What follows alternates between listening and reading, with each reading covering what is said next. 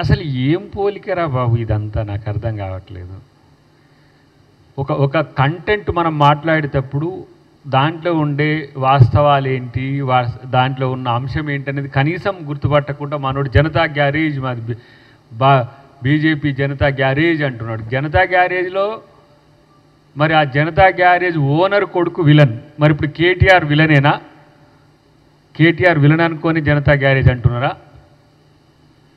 ఇలా అపోజిషన్ పార్టీలో ఉన్నప్పుడు అపోజిషన్ పార్టీ లీడర్ ఎట్లా కొట్లాడతారంటే గతంలో మా రేవంత్ రెడ్డి గారు కొట్లాడినట్టు కొట్లాడతారు. మీ గజ్వేల్ నడిగడ్డకొచ్చి గర్జించిన రేవంత్ రెడ్డి గారి సింహగర్జన ఒకసారి చూస్తే అది ప్రతిపక్షంలో ఉన్నప్పుడు ప్రజల పక్షాన ఉండి కొట్లాడే నాయకుడు చేసే పద్ధతి అది.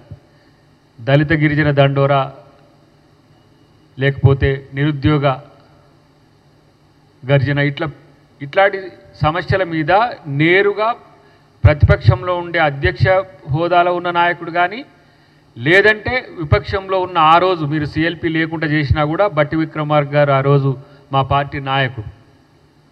సరే మీరు దళితుని ముఖ్యమంత్రి చేస్తా అని చెప్పి దళితుని ముఖ్యమంత్రి చేయకపోగా ఎందుకు దళితుని చేయలేకపోయినో చెప్పలేకపోగా అది ప్రపోజల్ తెచ్చిన రాజయ్యను మన స్టేషన్ కనుపూర్ రాజయ్య గారిని డిప్యూటీ సీఎంగా ఎందుకు తీసిండ్రో తెలియక ఆయన దళితుడే.